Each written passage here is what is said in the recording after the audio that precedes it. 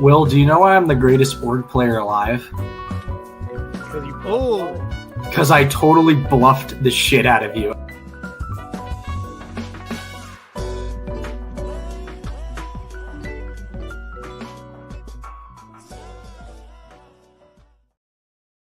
Well. Good to see everybody again.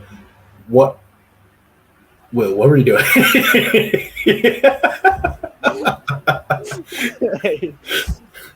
What was that?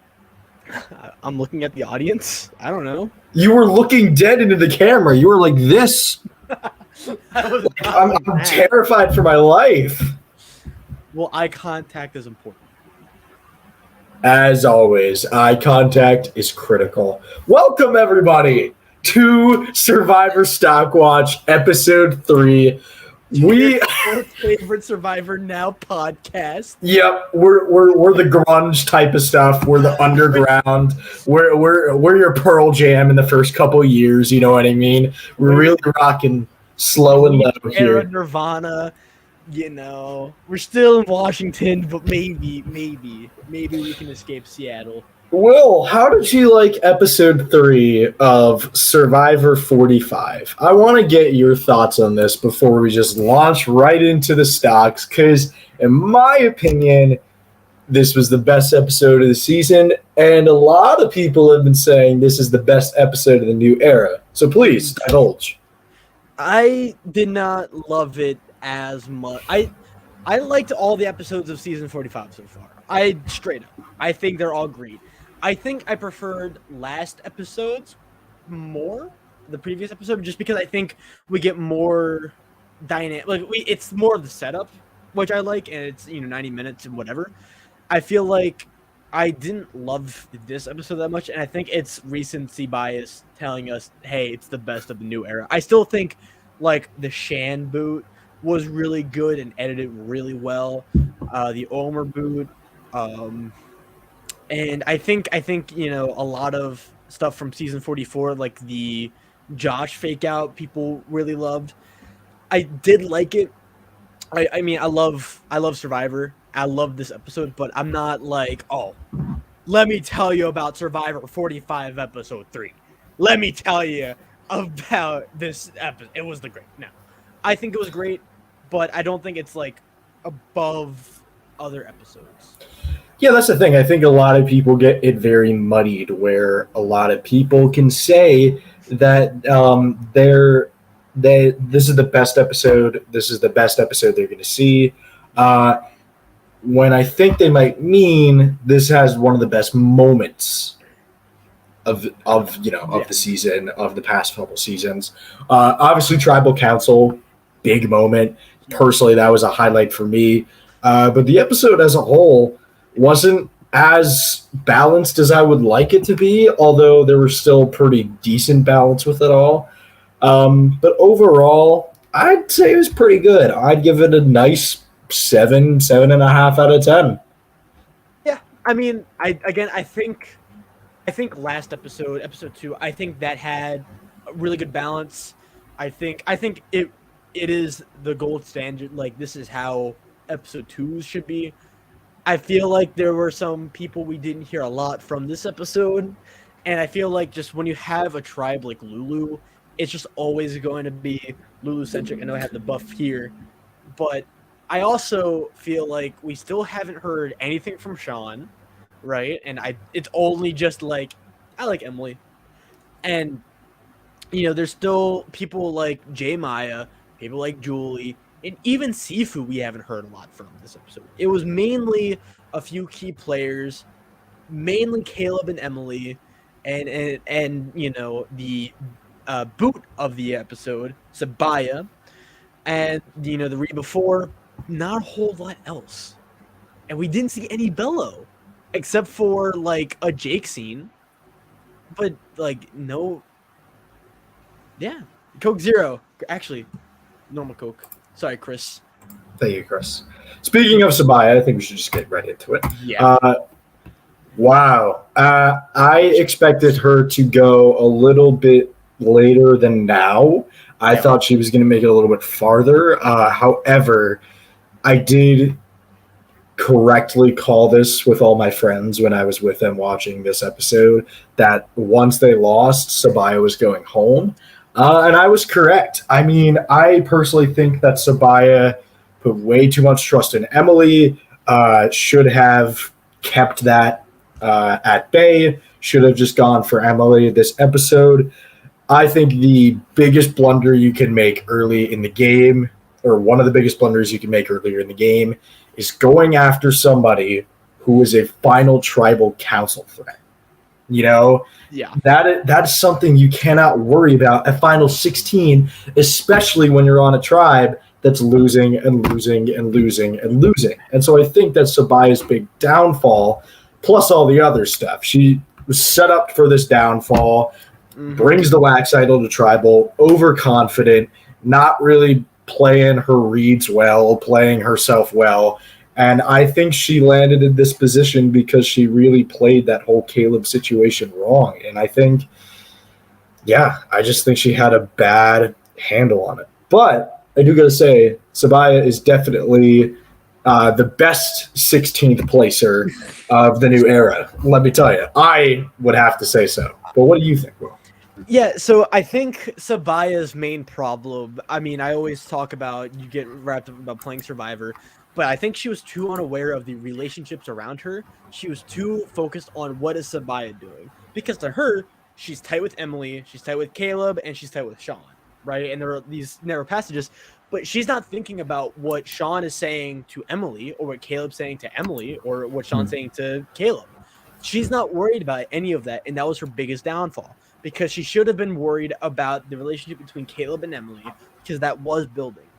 And honestly, I mean, I'm surprised she went this early, because I know we talked last podcast, that we thought that Lulu would start to win challenges, and I thought it would be like that until the puzzle, and my heart sank. And by then, I feel like it was a pretty obvious Sabaya boot, and I feel like the edit showed that was going to happen. I just didn't think it would happen so soon.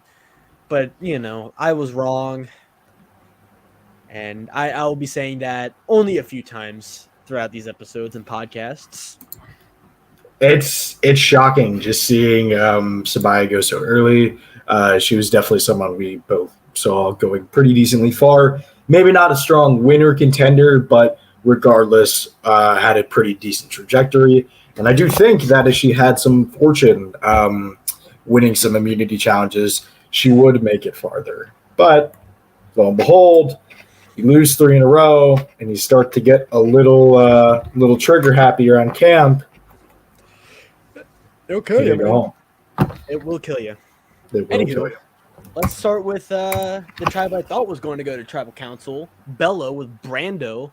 Right. We didn't hear a lot from Brando. We didn't hear a lot from Bello, which was shocking. I thought Bello was going to tribal. I thought we would say goodbye to either Bruce or Jake.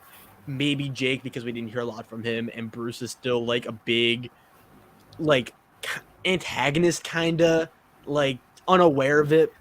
But we didn't hear a lot from Brando or Bello at all. He was just kind of there, and so that kind of ruined his stocks, because he was looking good in episode 2 with his deal with Kelly and how they were riding the middle.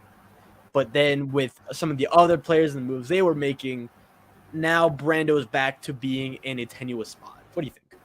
Yeah, I mean, I think you coined it perfectly. I think that the fact that we didn't get more from Brando and we got pretty much the same kind of idea from Kelly shows us specifically what the editors want us to focus on, who they want us to focus on. They want us to focus on Kelly, not necessarily Brando. And so we're not really seeing Brando be the main strategist here. We're seeing Kelly being the one kind of running this thing and kind of organizing the two of them together. And so, unfortunately, that drops Brando, and that puts him in a spot where now, is he going to forge his own game on the tribe swap? Maybe. I don't know. But there's really not a lot to talk about. And that'll be the theme of this episode, since before the swap, don't really have a whole lot to talk about in terms of anything new for some players. So we'll just move on. And we'll go to Bruce, who also doesn't really have a lot changed. Katura still doesn't like Bruce. Bruce is liked by everybody else. And that's pretty much about it. We got nothing from Bruce this episode. Absolutely nothing. Yeah, it's crazy how balanced the episode was last episode. I feel like the last episode was so balanced. We saw a lot from every single tribe, and we got a good glimpse of the dynamics. But it's like we did not see Bello as much as I want to, because I feel like they are not as chaotic as Lulu, but they are dysfunctional. They're not a happy tribe. There's a lot of bonds and relations happening that correspond and override each other, and it's weird how we just did not see any after the last 2 episodes. But nothing more to say about Bruce. Nothing more. We're moving to Jake, and I do actually have something to say about Jake, and kind of bringing this to a more kind of overall thing. With 90-minute episodes, there is a lot more opportunity for editing payoffs. We talked about editing payoffs here many times before. We will reiterate for all of you. An editing payoff is when something is foreshadowed or shown in the previous episode or whatever episode before, and then it is capitalized on and used and planned to be used in a future episode. That happened with Caleb and Emily this last episode and this episode, and we'll get to that later. And I'm thinking that with longer episodes, we're actually going to get a payoff between Jake's main content, which is building a bond with Kendra. And there's going to be some kind of payoff for that. Kendra, out of her way, wants to bond with Jake and wants to be allied with him. And so now it's an interesting dilemma for the girls, which we'll get to. It's an interesting dilemma, which we'll bring up in a bit. But Jake, falling in the fire might be good. What do you think? I think had Bello gone to tribal council, I think it would have been a surefire Bruce vote out. Because I feel like getting swooped up by a power player like Kendra, because Kendra's been always really high in our stocks. The fact that Kendra is extending that olive branch to Jake, it makes me, at least think for the short term that Jake and Kendra would be good to go. I don't see it happening long term. I don't see Kendra and Jake being like, all right, guys, all right, final 2, me and you, let's go, Jake.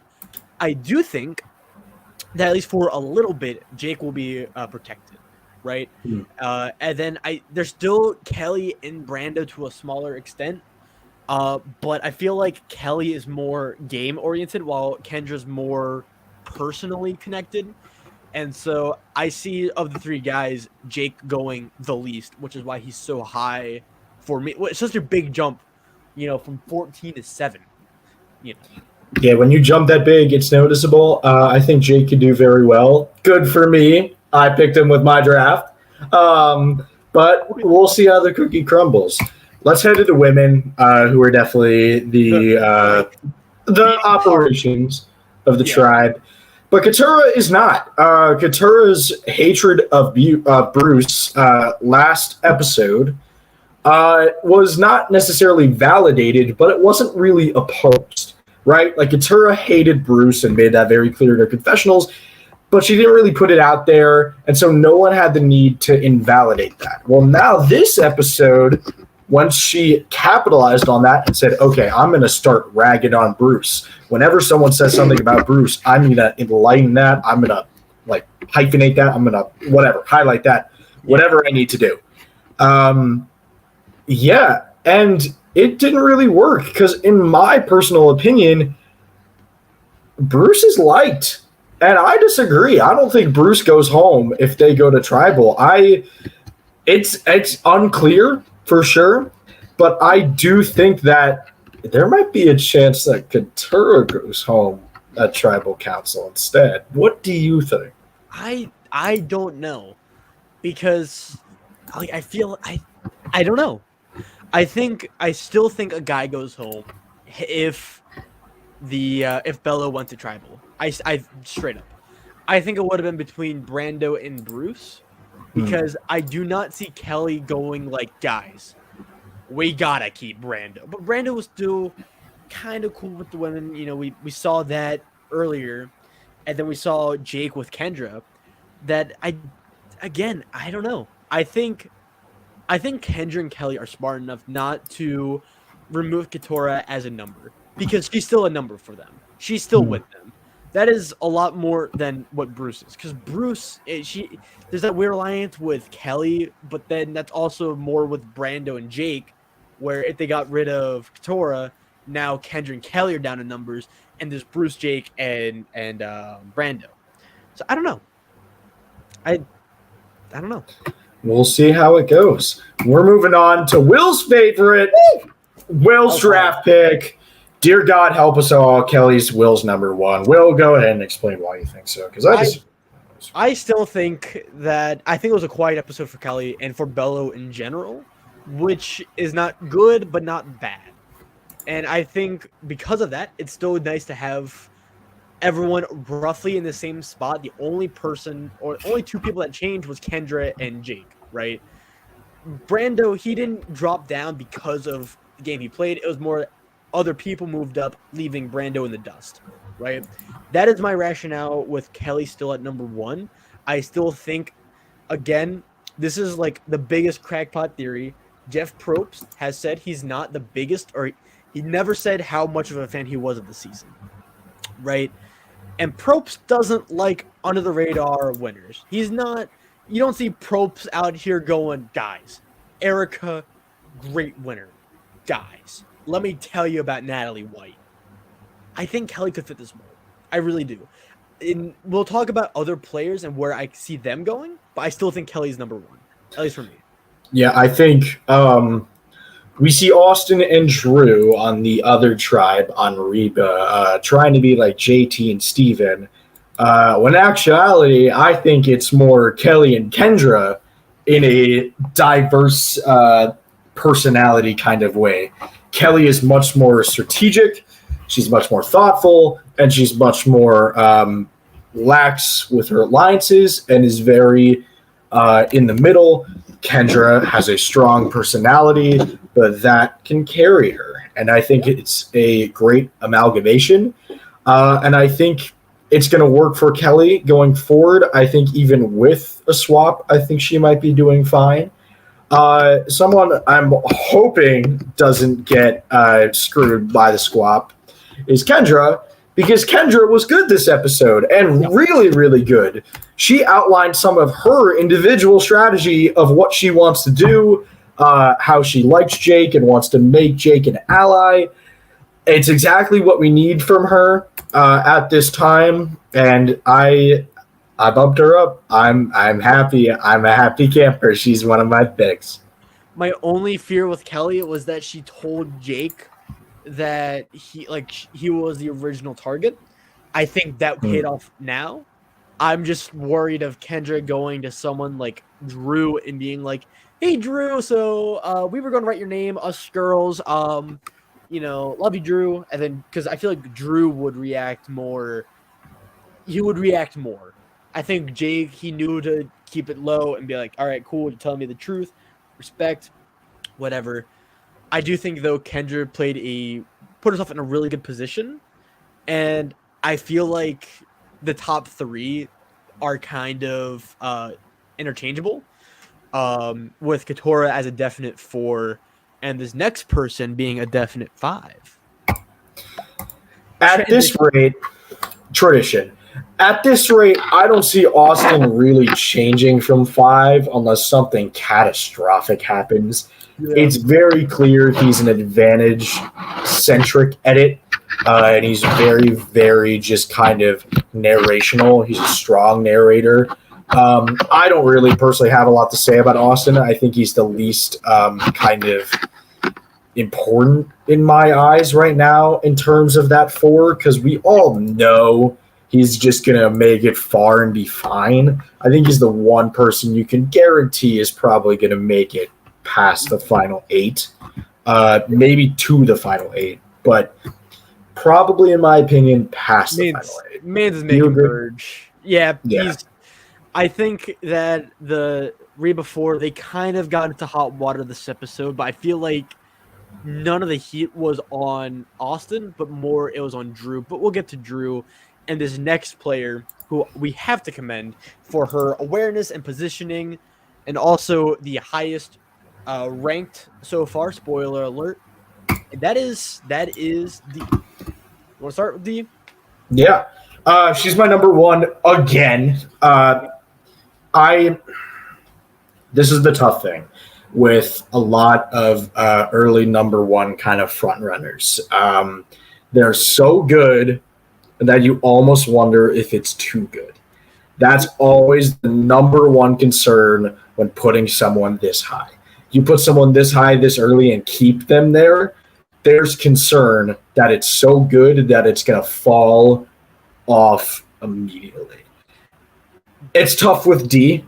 I'm not sure if she's going to maintain this. I hope she does because I really like her as a player and I like how intuitive and get the info out she is. I really appreciate that style of play. I really appreciate her kind of leading us through her thoughts this episode. Yeah, I have D at my number one.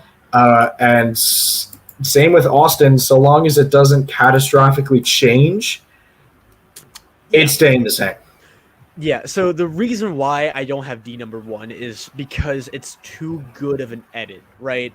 Think of Carson last season. We always talk about how Carson is too good of a player that we're getting set up, right? And we talk about this all the time.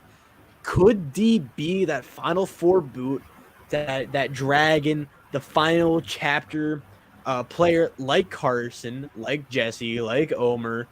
I think so. I think it's her or another person we'll get to way down the line.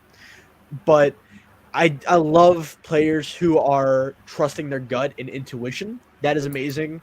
It was really hard between her or Kelly as my number one. Sadly, I went for her as my number two. But I think she's in an amazing spot, especially with her relationship with Julie. But the only player who I think is dropping considerably of the Reba before is Drew. Yeah. Because I feel like... Oh, you want to go? Yeah. You want to talk? I originally believed that he was being set up for kind of like the 8th place beast, something around there, mid-merge, early merge kind of boot. I disagree. I think he's being set up for right at the beginning of the merge, like first 2 votes, or pre-jury fall from grace, downfall.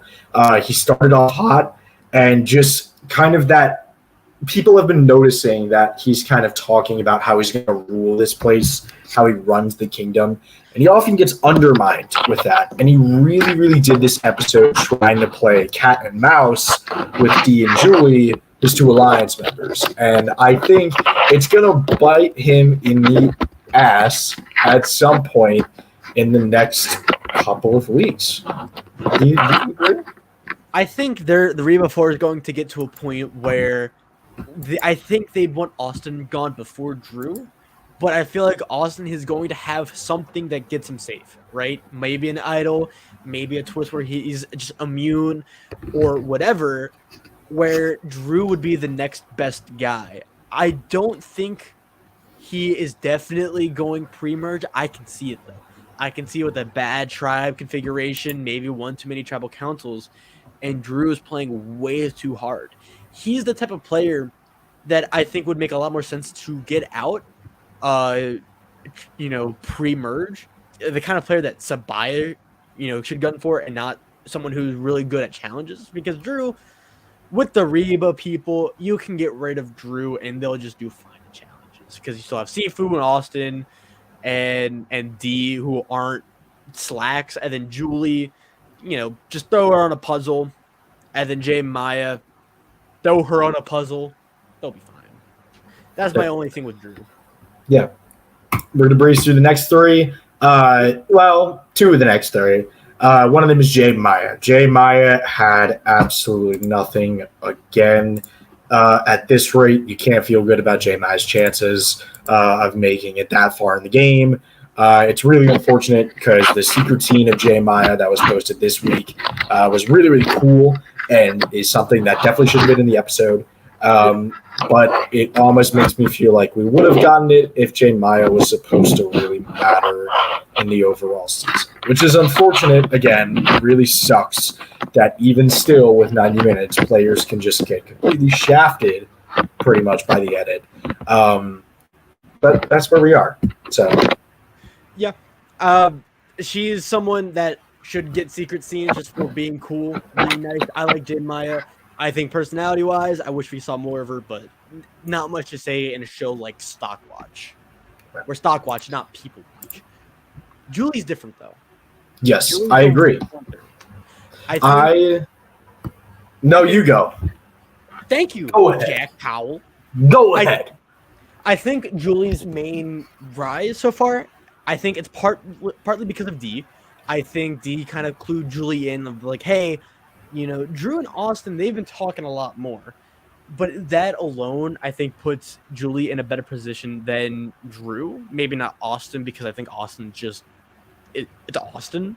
But I feel a lot better with Julie's odds of surviving tribal councils with Dee than Drew with the Reba 4. Because again, if the Reba 4 has to eat each other, Drew's the first one going. And I think Julie still has her relationship with Drew, might not be as strong as Drew and Austin, and her connection with Dee. I think Julie's going to be fine. I know we said there's quite a bit to talk about her, but it's still like a diet Dee almost. I shouldn't say that, but you know. But Julie's rising. Buy your Julie stock. Yeah, I agree. Buy Julie stock. Julie, in my opinion, from all the fallout, has the best chance of kind of sneaking into a win out of the 4. You can rule out Austin, in my opinion, as a winner. You could rule out Drew as a winner. Dee is my number 1, so obviously I can remove her. But if Dee were to have some downfall at some point, Julie's definitely the one that could sneak into that position. She's playing good. We're getting enough from her, and it's nice to see that she's actually playing a very smart and pretty chill game, which is it's fun. I like it. Sifu! Sifu had nothing. Wah, wah. Unfortunate. Again, you have nothing. What are we to talk about? What are we to talk about at Survivor StockWatch? Truly. Actually, it's unfortunate. Oh, please. I think Sifu is getting Roxroy's edit from 42. Like, not a game player, but there's a story with Sifu. Everything we've ever gotten with Sifu outside the first episode is personal, right? And even then, it's like how he wants to play and like be crazy and whatnot. That I feel like that's also personal.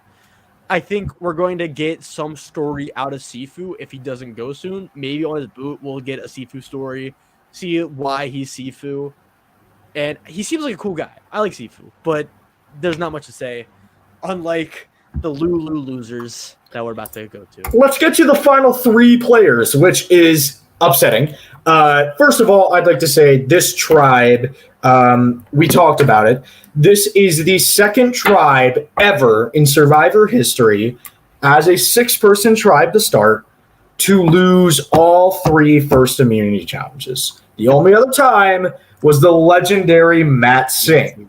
Now, unfortunately, we won't get that decimation because there was a tribe swap. However, we do get to riff on the final 3 players of the tribe. And the person who has everybody in a stir, in a hurricane, is Emily. And Emily really, really hit it home this episode. Positivity, trusted by her tribe, making a move that benefited her, and capitalizing on a payoff that was presented to us the previous episode. May I say more? She's doing well. I think Emily could be the 4th place finisher. I think she could be the dragon. I think we are getting set up where Emily, again, the only issue is her premiere, right? I think we're going to get a rise and fall, or fall, rise, and fall again with Emily, where she's becoming a human being, learning emotions, call her Spencer Bledsoe, She's going to be strategic, and she still has that edge to Emily. But I cannot see Emily winning Survivor 45. I think if she did, Probst would talk about how good of a season Survivor is. That is my thing. That is why. I think we're getting set up to where Emily's going to be a fan favorite. Everyone's going to love Emily. Everyone's going to love her story, but then something's going to happen to Emily. She could also go earlier. She could be the de facto, like early merge boot, maybe. She could be the survivor of, the Lulu losers. I don't know. But I feel like she's going to have a storyline, and that's going to be her downfall later on in this season, personally. I couldn't agree more. Caleb, this is very interesting. We have him at all 12s. Yeah, he is staying really, really consistent. Because in my opinion, he's being set up as an early merge, break the ice kind of boot. He's the person who everybody votes out. When a close ally of yours wants to take you out in episode 3 for being a final tribal council threat, you know that not only is this player probably not going to make it that far, but also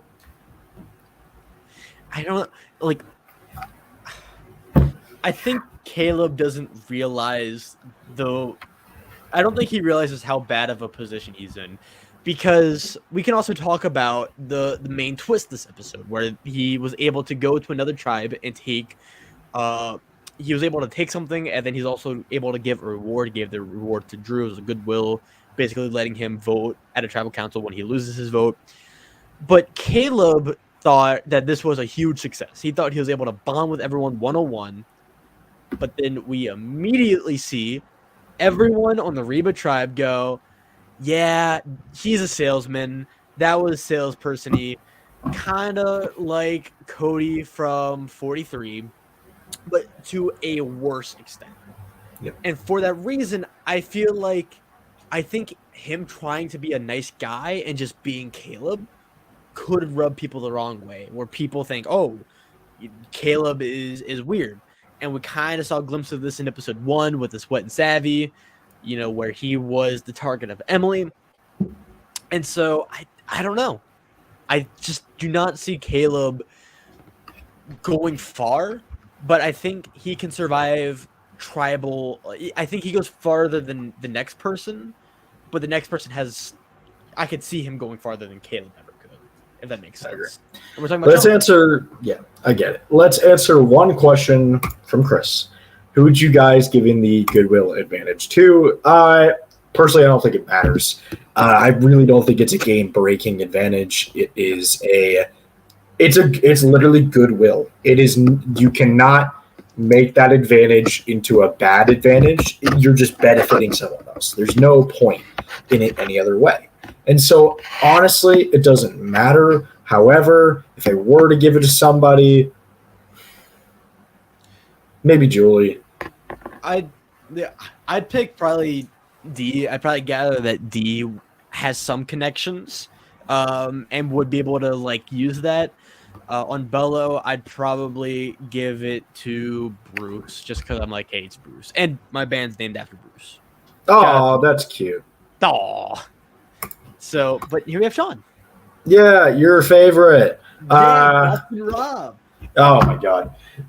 Again, when you get under-edited on one of the worst tribes in Survivor history, you're not going to do well in the game. And for Sean, I think that couldn't be clearer, and I think he's going home ASAP at this point. I think he's gone in the next few episodes. What do you think, Will? The only reason why I have him above Caleb is because I can see Sean having that Natalie White edit of being on the disaster tribe, being under the radar, and, being that kind of guy, slipping through the cracks. I think Sean has that, which is more than what Caleb has, which is more than what Jeremiah has, and more than Bruce and Sifu. That is why he's at 11th and not 15th. I still think I have hope still but it's starting to run out. I am worried about Sean, and I'm also just kind of sad that he's the least edited person. I wish we just saw he seems like a well put together guy. He's not calling pyramids batteries. He's not like Hannah Rose or Brandon. Like he seems put together. Like probably the just best head on his shoulders of the Lulu tribe. So like I kind of like having that normal guy on a tribe full of wackos. I wish you saw more of him. Straight up. Couldn't agree more. Thanks. Let's hit him quick. We're going to hit him off as quickly as we can with the stocks. Here we go. D++, Kendra++, Julie, Emily, Jake++. Buy their stocks if you haven't already. They're doing good. They're getting better. Get them, get them, get them. We have Kelly as the only buy of the episode. Kelly continues to improve. I would get Kelly to smart play.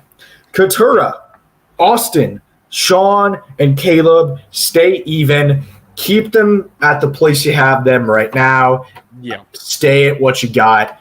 Get ready to sell with Sean. Be ready to go for that next episode potentially. But other than that, watch out, especially for Katura and Caleb. I think Austin, you're good to stay. Katura and Caleb, just be mindful. At minus, you have Drew, Barando, J Maya, Sifu, and Bruce. Everybody else. Sell them stocks. Get rid of them. No one had a really horrendous episode, truly, but every one of these players did not have a good episode. And in my opinion, the players you should be selling and making sure you have none of right now are J Maya and Sifu and maybe Brando. I think those three should probably get rid of now. Otherwise, they could be doing fine. Will, any thoughts? I agree. I mean, this is, again, if you're new here and you don't know what these numbers mean, they're pretty much the average ranking of everyone, right? And so top three are you gotta have, right? Top three, I think they're going far. Austin, don't buy too much Austin stock because will Austin win the game? No. Will he do well? Yes, exactly. Similar with Katora. Yeah. Emily, I think she's going far. She's built too much up of a character, but not like how Sabaya was, where it's like, okay, it's just the big character that goes out pre-merge. Emily's staying for a long time. Who knows? Yeah. And then we get the Edgic. Nothing crazy here. Emily, you might argue, was not a 5. I gave her a 5. I think just the focus is as much on Emily as most of the rest of the Lulu tribe. And then, yeah, it's pretty self-explanatory. Do you have any comments? I'm just sad with the J Maya under the radar 1 and the Sean on the radar 2, middle of the road 2. Like, come on, man. I know they're probably not important to the story. I know there's the secret scenes, but like, come on, man. Give him some stuff. Give him some. Like, I just want to hear like Sean tell a bedtime story. Or like Sean's like, I'm a principal. That's cool.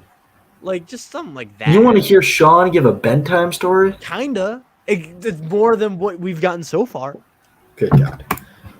Well, Will, that was going to do it. Quick episode. We just wanted to get y'all out so you could have a good Friday night. Will, this has been the stocks. Actually, I have one more thing to say, Jack. Go ahead. So, me and Jack, we always talk. We always pregame what's going to happen because we want to be prepared. But I think that we're going into a big shakeup. I know there's going to be a swap. I think that there's going to be a notable shift in the stocks because it's been pretty stagnant. Everyone's been staying in these groups. The only big changes were like Jake and Brando and Emily. But I think we could see some more. But that's all I gotta say. Do you have anything else, Jack? To close it out, I think I agree with you. And I think, sorry, I'm putting shoes on. I think we are indeed due for a big shakeup with this swap. How that is going to play out, I am not sure, but I do think that we are finally going to see really mixed dynamics this season and a lot more fluidness contrasted to the very strong tribal alliances we've seen in the new era so far.